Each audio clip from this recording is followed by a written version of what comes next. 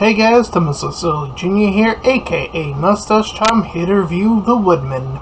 If you end up enjoying this full movie review, then please feel free to like, comment, and subscribe.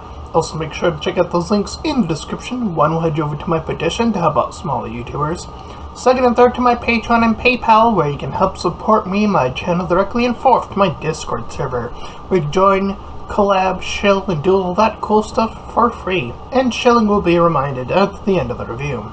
With all that out of the way, let's get into The Woodsmen. Now, this is a movie that I just randomly came across, so I figured, I'll give it a watch. So the movie is primarily one of those found footage films.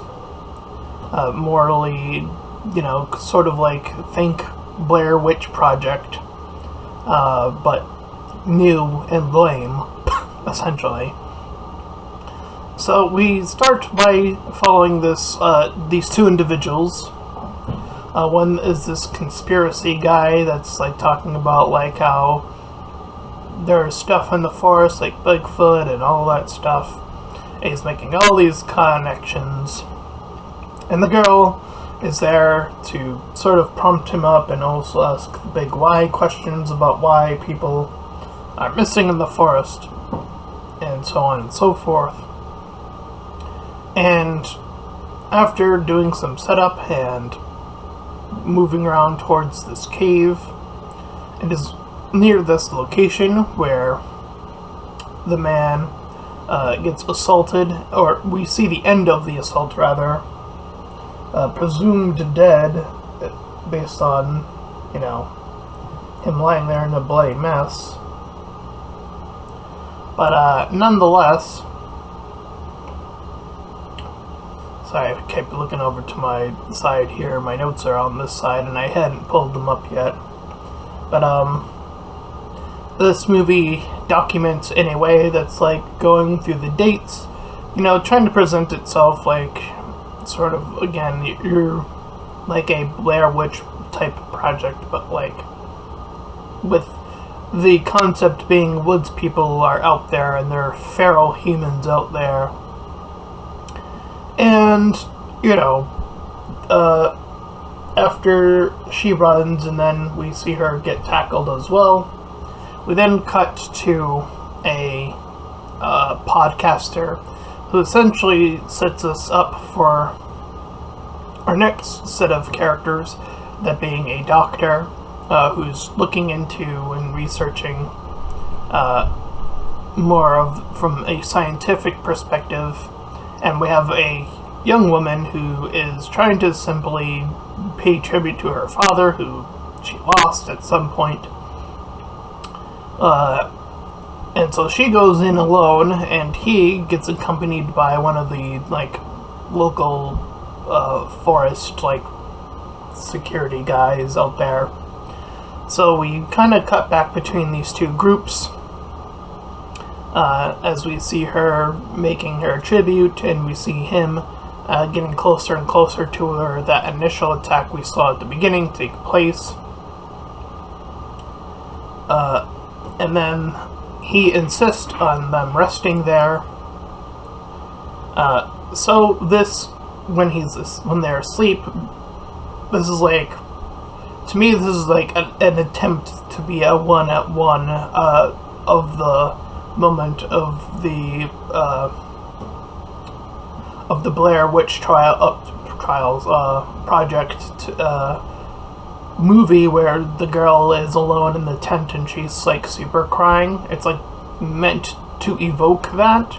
It's a guy seeing this, one of the woodmen as it were, and then trying to play it off, stay safe in the tent, and then the woodman eventually making his way inside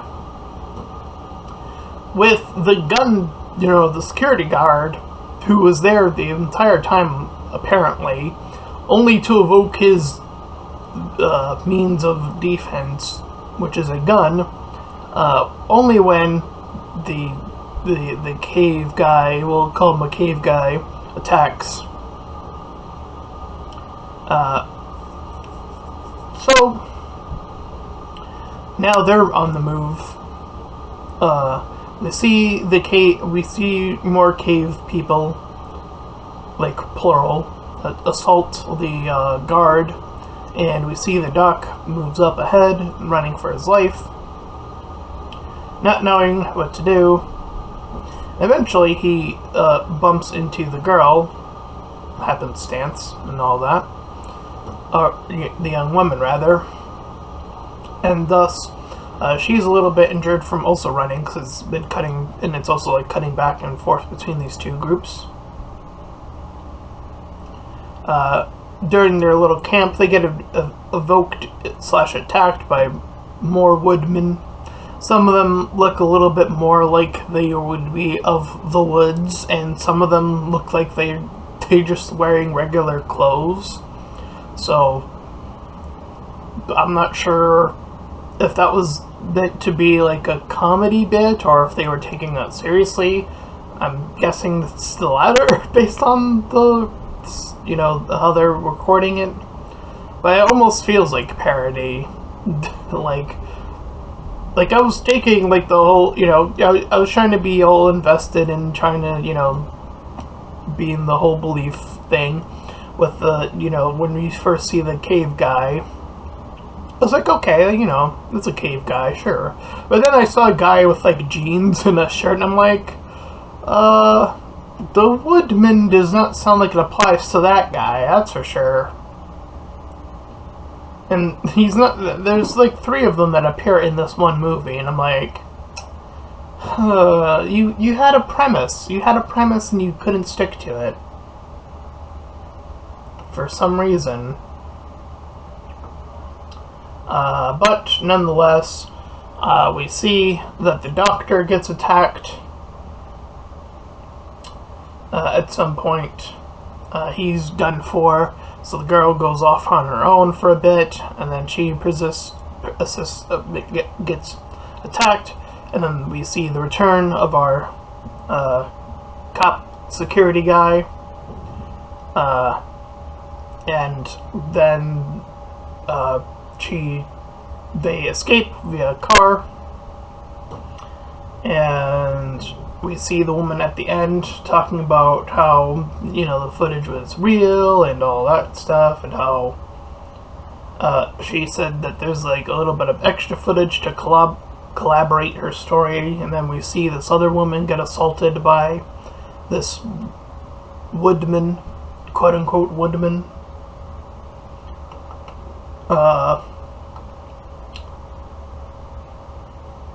So yeah, I mean, he does begin eating her, cannibalistic style, but, that's the Woodman.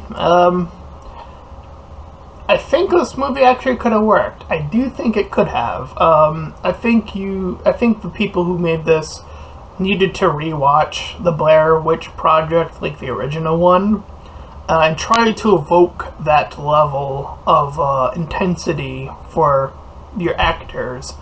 For those who are not aware about how the Blair Witch was done, the Blair Witch Project movie, is that they only told the actors, like, we'll try to spook you, like, whenever.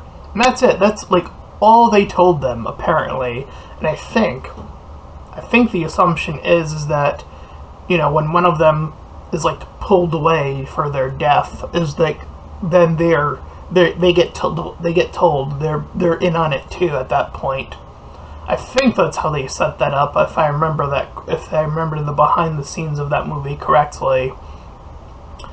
Meaning that, most of the scenarios are just them, sort of casually, sort of going about it, hiking or whatever they were trying to do, or, disprove or prove whether or not the Blair Witch was a thing or not.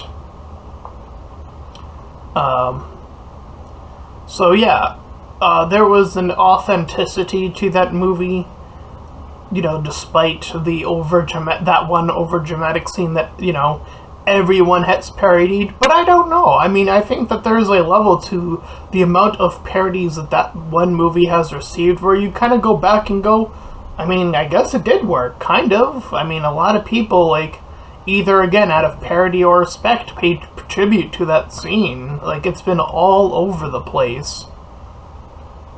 But yeah, in terms of this movie, I don't see like that. I don't see anything close to that scene. Whether it be like, even like when when they're shooting in the woods and when they're traveling in the woods, and most of the shots primarily are in the day. Versus Blair Witch, where a lot of that movie is, recorded in the dark.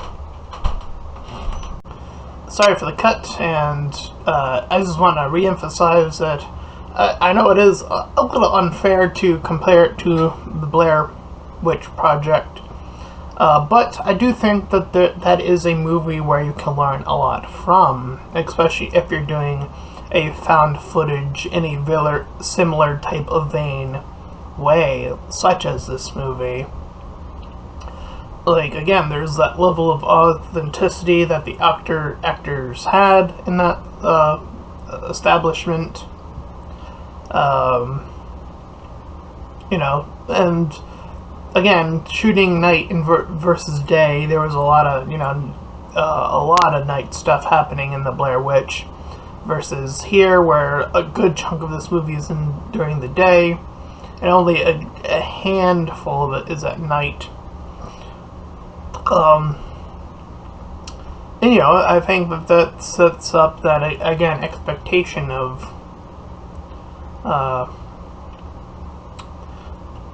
what you should try to lean towards when you're making a movie like this. And I'm saying that to more broadly any type of found footage film.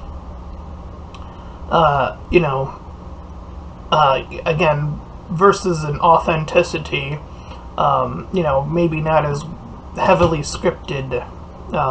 These are things that can actually help rather than hinder. And one thing you can do for, like, say, quote-unquote scripting, like, if you're doing very loose scripting, one method that I'm aware of is, like, you give person, like, character trait, and you're like, you just behave in this sort of way, and we'll, just play off of each other. Sort of, again, very, very loose, but if you get a good actor, you can have that level of consistency, as well of being in the scene. Whereas it definitely felt like a lot of times during this movie in particular, where it was like not necessarily believing either all of these feral humans are feral humans, or on the other hand, where the doctor is like killed, it didn't look very convincing. So that type of setup probably would have been better for a night shot, or more heavily obscured, because again, they couldn't portray blood that well in 2023. I guess they couldn't get like good blood effects or whatever. So yeah, in terms of the end result, can't say it's a great movie. It's not even good. So I'd probably give it like a 3 out of 10, or like a 4 out of 10 at most. I don't think it like breaks apart, so there's at least that going for it, I suppose. But that is my review for The Woodsmen. And if you end up enjoying it, then please feel free to like, comment, and subscribe. Also, make sure to check out those links in the description when I join to my petition to help out small YouTubers. So get there to my Patreon and PayPal, where you can help support me and my channel directly, and for my Discord server, you can join, collab, and chill, and all that cool stuff. And until next time, everybody, bye-bye.